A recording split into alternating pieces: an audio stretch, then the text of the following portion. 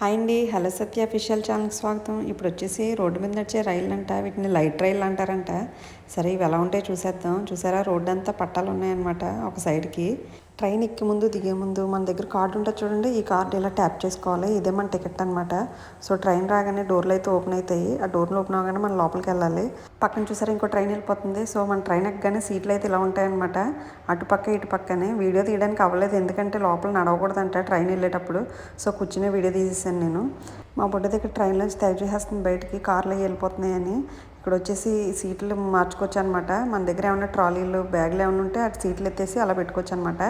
ఇంతకుముందు కూడా బస్సు వీడియోలో ఉంటాయి సేమ్ ఇట్లా అన్నిటికి ఉంటాయి.